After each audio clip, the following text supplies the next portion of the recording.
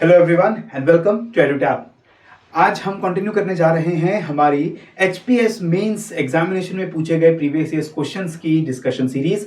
और आज के दिन हम लोग डे नंबर 16 स्टार्ट करेंगे और सोशल इश्यूज से जुड़े हुए क्वेश्चंस जो पूछे जाते हैं हमारे एग्जाम के अंदर, स्पेशली जीएस 2 के पेपर के अंदर, उसकी डिस्कशन आज हम लोग करने वाले हैं। ऑलरेडी हमने लास्ट डे में जो हमारा डे नंबर 15 था वहां पर हमने जीएस 2 के सोशल इश्यूज के कुछ क्वेश्चंस आपके साथ डिस्कस किए थे और उन्हीं क्वेश्चंस को आगे आज हम कंटिन्यू करेंगे। और 2018, 19 और 20 में जितने सोशल इश्यूज के क्वेश्चन पूछे गए और उनके क्या आंसर्स अप्रोच हो सकते हैं उसके ऊपर आज हम बात करेंगे। आज हम इस टॉपिक को कंप्लीट करने वाले हैं, ठीक है। तो सबसे पहले देखते हैं question. Okay, so question number 5, discuss the various welfare schemes for women in India. 2019 के एग्जाम में 60 वर्ड्स 4 मार्क्स के अंदर आपसे क्वेश्चन पूछा गया कि इंडिया में महिलाओं के लिए जो अलग अलग वेलफेयर स्कीम्स चल रही हैं वो वेलफेयर स्कीम्स के बारे में हमें यहां पर बताना है, ठीक है जी। अब वेलफेयर स्कीम्स की अगर हम बात करें, जीएस 2 का पेपर अगर आप देखते हो, सिलेबस देखते हो, वहां पर यूनिट 2 में जो सब यूनिट 1 एंड 2 है वहां पर आपको वेलफेयर स्कीम्स के बारे में बहुत सारे क्वेश्चंस पूछे जाते हैं। स्पेशली जो मार्जिनलाइज्ड सेक्शंस हैं, अंडर प्रिविलेज सेक्शंस हैं, विमेन आती हैं, डिसेबल पीपल आते हैं, इसके अलावा जो हमारे schedule caste, schedule tribes and दूसरी बैकवर्ड क्लासेस को बिलोंग करने वाले लोग हैं, इकोनॉमिकली वीकर सेक्शन से बिलोंग करने वाले लोग हैं, उनके ऊपर हमसे क्वेश्चन पूछे जाते हैं कि कैसी वेलफेयर स्कीम्स उनके लिए चल रही हैं। उसी तरीके का बहुत ही जेनरिक क्वेश्चन जो है वो ये पूछा गया कि वेलफेयर स्कीम्स विमेन के लिए कौन सी हैं। सिंपल क्वेश्चन है, 60 वर्ड्स में आप कितनी वेलफेयर स्कीम्स बता सकते हैं वो आपको यहां पर देखना है। तो स्ट्रेट फॉरवर्ड स्टार्ट करेंगे कि भारत के अंदर फलाना वेलफेयर स्कीम्स हमारी विमेन के डेवलपमेंट के लिए, उनकी वेलफेयर के लिए चल रही हैं। मैंने यहां पर कुछ स्कीम्स को यहां पर मेंशन कर दिया है। अब क्योंकि यहां पर आपके पास वर्ड लिमिट है, पॉसिटी ऑफ वर्ड्स है, तो कितना डिस्क्राइब करेंगे आप पर्टिकुलर स्कीम को वो आपको सोचना पड़ेगा। लेकिन एटलीस्ट स्कीम के नाम के साथ ऑब्जेक्टिव क्या है स्कीम का वो तो आपको शॉर्ट वर्ड्स के अंदर बताना ही पड़ेगा। जैसे बेटी बचाओ बेटी पढ़ाओ की ये जो योजना है, इसका ऑब्जेक्टिव क्या है? That we want first of all to reduce the incidences of female foeticide and we want more and more impetus to the women education. तो हम यहां पर क्या चाहते हैं कि चाइल्ड सेक्स रेशियो भी बढ़े, जो महिलाएं हैं उनका नंबर भी सोसाइटी के अंदर बढ़े और उनको एजुकेशन भी जो है वो ज्यादा प्रोवाइड की जाए। इसके बाद सुकन्या समृद्धि योजना है। सुकन्या समृद्धि योजना के अंदर हम बेटी बचाओ बेटी पढ़ाओ के अंडर ही हम लोग काम करते हैं एक तरीके से, कि जो गर्ल चाइल्ड है उसके लिए किस तरीके से एक सेविंग स्कीम हम लोग लेकर आए ताकि जब तक वो गर्ल चाइल्ड बड़ी हो रही है और मैच्योरिटी को अटेन करेगी तब तक उसके पास एक फंड, जो फाइनेंशियल सिक्योरिटी कह लीजिए या फाइनेंशियल इंडिपेंडेंस कह लीजिए, या उसकी हायर एजुकेशन के लिए या उसकी मैरिज के लिए या उसके जॉब के लिए जो मनी चाहिए वो वहां पर अवेलेबल रहे। महिला ई हार्ट, महिला शक्ति केंद्र, working women hostel, support to training and employment programme for women, जो स्टेप स्कीम है सेंट्रल गवर्नमेंट की। तो ये अलग अलग स्कीम्स सोशल इकोनॉमिक वेलफेयर के लिए जो महिलाओं के लिए चलाई जाती है, आप उनमें से कुछ स्कीम को जरूर प्रिपेयर करें।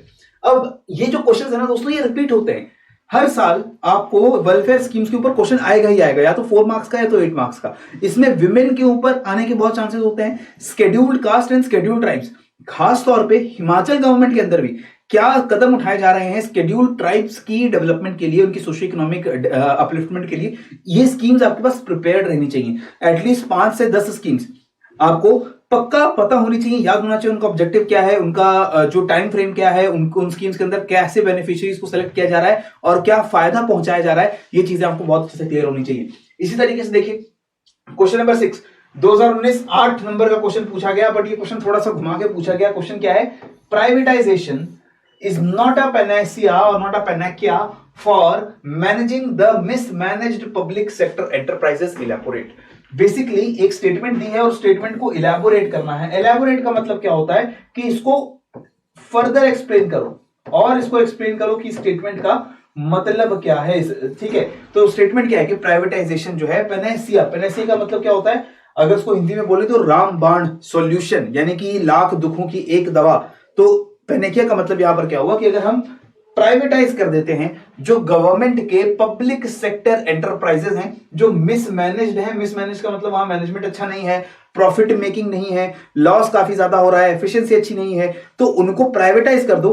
ये एकमात्र सॉल्यूशन नहीं है, ये सारी प्रॉब्लम्स का एक ही सॉल्यूशन प्राइवेटाइज करना नहीं है। तो अक्सर हम कहते हैं ना कि गवर्नमेंट प्राइवेटाइजेशन कर रही है, चाहे वो पब्लिक सेक्टर के एंटरप्राइजेस हों, चाहे वो रेलवेज हों, चाहे दूसरे बैंक्स हों, तो उनको प्राइवेटाइज कर दिया जाए, सारी दिक्कतें जो उन पब्लिक सेक्टर अंडरटेकिंग्स के साथ है वो दूर हो जाएगी। तो ऐसा है या नहीं है, इसको आपको यहां पर एक्सप्लेन करना है। तो यहां पर आप एक्सप्लेन करने के बाद बताएंगे, देखो सबसे पहले प्राइवेटाइजेशन का मतलब क्या होता है। प्राइवेटाइजेशन का मतलब है कि हम जो ओनरशिप है उसको गवर्नमेंट के हाथों से निकाल करके प्राइवेट इंडिविजुअल्स या ऑर्गेनाइजेशंस के हाथ में दे रहे हैं। इससे और चीजें क्या होती हैं, ओनरशिप चेंज होने से और क्या होगा, जो रेगुलेशंस हैं, जो गवर्नमेंट के पास कुछ कंस्ट्रेंट्स होते हैं, लिमिट्स होते हैं, वो लिमिट्स नहीं रहेंगी। जो प्राइवेट सेक्टर है ऑब्वियसली वो कुछ रूल्स और रेगुलेशन से उतना बंधा हुआ नहीं जितनी गवर्नमेंट होती है। इसकी वजह से वो ज्यादा एफिशिएंटली काम कर सकते हैं, ज्यादा मीन तरीके से वो काम कर सकते हैं। और ऑब्वियसली जो प्राइवेट सेक्टर है उसका मोटिव होता है प्रॉफिट। गवर्नमेंट सेक्टर का जो भी कंपनी होगा, एंटरप्राइज होगा, उसका मोटिव प्रॉफिट नहीं होता है, उसका मोटिव होता है सोशल वेलफेयर। तो ऑटोमेटिकली अगर आपका मोटिव प्रॉफिट बन जाएगा तो आप उस प्रॉफिट को अटेन करने के लिए ज्यादा एफिशिएंट तरीके से काम करेंगे। तो ये होती है प्राइवेटाइजेशन। लेकिन बहुत सारे लोगों का मानना है कि अगर हम प्राइवेटाइजेशन कर देते हैं पब्लिक सेक्टर एंटरप्राइजेस का, तो इससे एफिशिएंसी आएगी, इससे प्रॉफिटेबिलिटी आएगी। अब देखो क्वेश्चन का स्ट्रक्चर, आंसर का स्ट्रक्चर आप किस तरीके से रखेंगे, ये स्टेटमेंट आपको एक्सप्लेन करनी है। अब हो सकता है कि आप इस स्टेटमेंट से एग्री करते हो या ना करते हो। आप हो सकता है मानते हैं कि प्राइवेटाइजेशन कर देने से जो भी मिसमैनेज्ड ऐसे गवर्नमेंट कंपनीज हैं उनका सारा जो दिक्कत है वो दूर हो जाएगी, ठीक है। या फिर ऐसा हो सकता है मानते हैं कि प्राइवेटाइजेशन से कोई फायदा नहीं होगा, कोई भी प्रॉफिटेबिलिटी एफिशिएंसी में इंक्रीज हमें देखने को नहीं मिलेगा। और तीसरा मत क्या हो सकता है, तीसरी चीज आप क्या मान सकते हैं कि यस प्राइवेटाइजेशन करने से फायदा होगा, लेकिन कुछ चीजों का ध्यान रखना चाहिए, ठीक है। कि प्राइवेटाइजेशन तो कर दें लेकिन इससे सारी दिक्कतें दूर नहीं होंगी, इससे मोस्ट ऑफ द प्रॉब्लम्स वो सॉल्व हो जाएंगी, लेकिन कुछ चीजों का हमें फिर भी ध्यान रखना पड़ेगा प्राइवेटाइजेशन करने के बाद भी। तो जिस भी व्यू पॉइंट को आप एग्री करते हो उस व्यू पॉइंट को आपको यहां पर एक्सप्लेन करना पड़ेगा विद योर आर्ग्यूमेंट्स। अपने खुद के फैक्ट्स देने पड़ेंगे, आपको एग्जांपल्स देने पड़ेंगे कि आप जो चीज मानते हैं वो क्यों मानते हैं, ठीक है। तो यहां पर मैंने क्या किया है, मैंने बोला है कि देखो प्राइवेटाइजेशन करने से बिल्कुल सही बात है, जो मेरा तीसरा आपको जो व्यू पॉइंट है वो बताया कि एफिशिएंसी और प्रॉफिटेबिलिटी बढ़ेगी अगर आप प्राइवेटाइज कर देते हो, इसमें कोई शक नहीं है। लेकिन ये सारी दुखों की एक दवा नहीं है, सारी प्रॉब्लम्स जो है यहां पर दूर नहीं हो जाती है, ठीक है। इससे कुछ प्रॉब्लम्स अभी भी सॉल्व नहीं होंगी और कुछ नई प्रॉब्लम्स भी जनरेट हो सकती है जिसका हमें ध्यान रखना पड़ेगा। वो क्या हो सकती है, जैसे कि अनएम्प्लॉयमेंट की दिक्कत बढ़ सकती है। ऑलरेडी गवर्नमेंट जॉब्स को लेकर के बहुत ज्यादा मारामारी रहती है इंडियन सोसाइटी के अंदर, और अगर हम उसको और प्राइवेटाइज करते हैं तो गवर्नमेंट जॉब्स पे और प्रेशर बढ़ता है, ठीक है। तो अनएम्प्लॉयमेंट वाली जो सिचुएशन है वो थोड़ी सी बढ़ सकती है। इसके अलावा जो कंपटीशन है वो भी जो है वो बढ़ेगा, लेकिन इसकी वजह से जो सोशल वेलफेयर का ऑब्जेक्टिव गवर्नमेंट ऑर्गेनाइजेशंस का होता था कहीं वो पीछे ना चला जाए। प्रॉफिटेबिलिटी के चक्कर में जिस ऑब्जेक्टिव के लिए वो कंपनी बनाई गई थी वो ऑब्जेक्टिव कहीं हमारा धरा का धरा ना रह जाए। तो मैंने यहां पर क्या बोला कि देखो कुछ पॉजिटिव्स हैं, प्राइवेटाइजेशन कर देते हो तो ये फलाना हमारे पॉइंट्स हैं, क्वालिटी ऑफ प्रोडक्ट्स उससे बेहतर होती है, उसमें जो कंज्यूमर नीड्स हैं वो सबसे ऊपर रहेंगी, आप बाकी चीजों का ध्यान ना रखकर सिर्फ अपना जो कंज्यूमर है उसके बेनिफिट का ध्यान रखते हो ताकि वो ज्यादा से ज्यादा आपके प्रोडक्ट्स को खरीदे और आपको ज्यादा से ज्यादा प्रॉफिट हो। इसके अलावा इकोनॉमी, जैसे इंडिया की एक रैपिडली ग्लोबलाइजिंग इकोनॉमी है और आज के मॉडर्न वर्ल्ड में उनको बहुत ज्यादा इनोवेशन करने की जरूरत पड़ती है, तो वो ज्यादा अच्छी स्किल्स और रिसोर्सेज को मोबिलाइज कर सकते हैं, ठीक है। अपने रिसोर्सेज का ज्यादा अच्छा वो ध्यान रखेंगे जिससे ज्यादा अच्छी एफिशिएंसी वो निकाल कर लेकर आएंगे। और इसके अलावा क्रिएटिव और इनोवेटिव थिंकिंग को भी ज्यादा जो है तवज्जो मिलती है प्राइवेट सेक्टर में। गवर्नमेंट सेक्टर में उतना इनोवेशन के ऊपर नई चीजें करने को लेकर के ध्यान नहीं दिया जाता, लेकिन प्राइवेट सेक्टर में जितना ज्यादा नई चीजें आप करें और उसको सिस्टम को और अच्छा बनाएं और स्मूथ बनाएं उसके ऊपर काम होता है। लेकिन कुछ चैलेंजेस हैं, इनका हमें ध्यान रखना पड़ेगा। और प्राइवेटाइजेशन करने के साथ ये चैलेंज क्या आएंगे, जैसे कि वेलफेयर स्टेट, इसका आप ध्यान रखें कि वेलफेयर स्टेट गवर्नमेंट का काम है लोगों की भलाई करना, वेलफेयर करना। इसीलिए पब्लिक सेक्टर एंटरप्राइज बनाए जाते हैं, जो गवर्नमेंट बैंक्स हैं क्यों बनाए जाते हैं, ताकि जो गरीब लोग हैं या फिर जो रिमोट लोकेशंस हैं जहां पर बैंकिंग ऑपरेशन उतने प्रॉफिटेबल नहीं होंगे वहां भी आप बैंकिंग सर्विसेज दें ताकि लोगों को banking services in remote locations के अंदर भी मिल सके। ये एक मोटिव है वेलफेयर स्टेट का। आप कोई कंपनी बनाते हैं जो लेट्स से कि चीप रेट्स के ऊपर आपको दूध या फर्टिलाइजर प्रोवाइड कर रही है, तो क्यों बनाया जाता है, ताकि गरीब तबके के लोग भी या जो वो लोग जो इनको अफोर्ड नहीं कर पाएंगे उनको भी सर्विसेज मिल सके। तो ये इस चीज का हमें ध्यान रखना पड़ेगा कि प्राइवेटाइजेशन करने के साथ कहीं जो वेलफेयर स्टेट का हमारा ऑब्जेक्टिव है वो पीछे ना रह जाए, सोशल डेवलपमेंट हमारी पीछे ना रह जाए, अनएम्प्लॉयमेंट की सिचुएशन हमारी ना बढ़ जाए। क्योंकि ऑटोमेटिकली प्राइवेट अगर आप करते हैं तो प्राइवेट सेक्टर का काम क्या है कि वो अपने एम्प्लॉयज का नंबर कम करे ताकि उनका खर्चा जो सैलरी देने में जाता है, पैसा देने में जाता है, वो कम हो और उससे ज्यादा से ज्यादा एफिशिएंसी हम लोग निकाल सके। तो ये चीज का भी हमें ध्यान रखना पड़ेगा कि ऐसा ना हो कि अनएम्प्लॉयमेंट पे और प्रेशर बढ़े। प्राइवेट सेक्टर अगर हम गवर्नमेंट जॉब्स को कर देते हैं, उसमें से ले ऑफ ना हो जाए बहुत सारे लोगों का। और लॉन्ग टर्म रिस्क रहता है कि अगर हम बहुत लंबे टर्म में देखें तो प्राइवेट कंपनीज जो है वो शॉर्ट टर्म गेन्स के पीछे रहती हैं, प्रॉफिटेबिलिटी के पीछे ज्यादा रहती है, लॉन्ग टर्म स्टेबिलिटी पे उनका ज्यादा ध्यान नहीं रहता है। सारी प्राइवेट कंपनीज की बात नहीं कर रहा हूं मैं, मोस्टली प्राइवेट कंपनीज की बात कर रहा हूं। तो ये कुछ चैलेंजेस है, इनका हम ध्यान रखेंगे तो ऑटोमेटिकली प्राइवेटाइजेशन करिए, इन चैलेंजेस का ध्यान रखिए तो आपको ज्यादा फायदा होगा। इस तरीके का एक डिप्लोमेटिक आंसर आप यहां पर लिख सकते हैं, ठीक है। नेक्स्ट क्वेश्चन आता है 2020 में 8 नंबर का क्वेश्चन फिर से हमसे पूछा गया about the role of central social welfare board for the welfare of women. महिलाओं की भलाई के लिए अगेन ये क्वेश्चन जो है जुड़ा हुआ है कि सेंट्रल सोशल वेलफेयर बोर्ड का क्या रोल है, इसको आपको डिस्क्राइब कर देना है।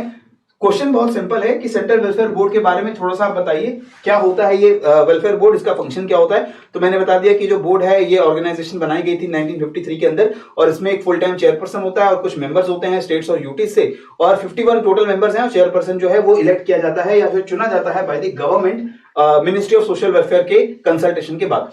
बेसिक इंट्रोडक्शन कि ये है क्या सोशल वेलफेयर बोर्ड। इसके बाद फटाफट से आप बताएंगे कि इसका रोल क्या है सोशल वेलफेयर बोर्ड का वेलफेयर ऑफ वुमेन में। तो इसमें हम उनके फंक्शंस बता देंगे कि हॉस्टल्स को सब्सिडीज देना, जिससे जो महिलाओं के लिए हॉस्टल्स चलाए जाते हैं वर्किंग वुमेन के लिए, या जो डिस्ट्रेस्ड महिलाएं हैं जो किसी वजह से सोशल प्रॉब्लम्स में हैं, फाइनेंशियल दिक्कत में हैं या सोशली ऑस्ट्रासाइज किया गया किसी कारण से उनको, तो उनको एक रेस्क्यू सेंटर देना, रिहैबिलिटेशन शेल्टर देना, उसके लिए हॉस्टल्स चलाए जाते हैं। उनको फंडिंग प्रोवाइड करना ये सोशल वेलफेयर बोर्ड का काम है। Rehabilitation centre, cooperative societies, working women के hostel, urban welfare centre for recreational activities, nutritional supplement, diet and tonic to malnourish mothers and etcetera, ये सारी जो चीजें हैं इसको देने का काम जो है सेंट्रल सोशल वेलफेयर बोर्ड करता है। कैसे करता है?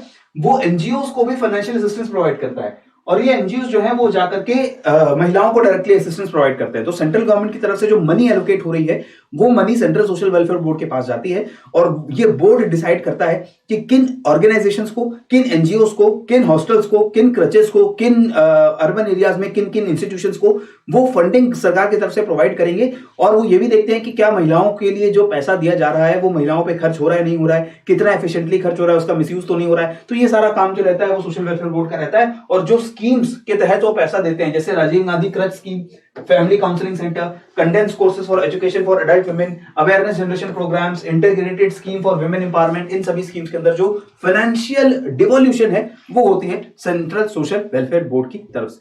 ठीक है दोस्तों, तो ये क्वेश्चंस का नेचर देख के हमें पता लग रहा है कि यहां पर वेलफेयर पोर्शन जो है सरकार के द्वारा किस तरीके से महिलाओं, SC, ST, OBC, economically weaker sections, manual scavengers, disabled, इनके लिए जो वेलफेयर की जा रही है उसकी स्कीम्स आपको अच्छे से पता होनी चाहिए। उनका पूरा ऊपर से लेकर नीचे तक ऑब्जेक्टिव क्या है, किसके द्वारा चलाई जा रही है, किसके लिए चलाई जा रही है, क्यों चलाई जा रही है, ये सारी चीजें आपको क्लियर होनी चाहिए। ठीक है दोस्तों, इसी के साथ सोशल इश्यू से जुड़ा हुआ ये जो हमारा कंपोनेंट है जीएस2 के पेपर के अंदर ये कवर होता है। नेक्स्ट सेशन से we will start with other components for the GS two paper और एक एक करके हम सारे 2018, 19, 20 के जो मेंस के क्वेश्चंस हैं उनको आपके साथ डिस्कस कर लेंगे। तो इसी तरीके से लगातार रिवीजन अपनी करते रहिए, पढ़ते रहिए, बढ़ते रहिए। जय हिंद एंड जय भारत।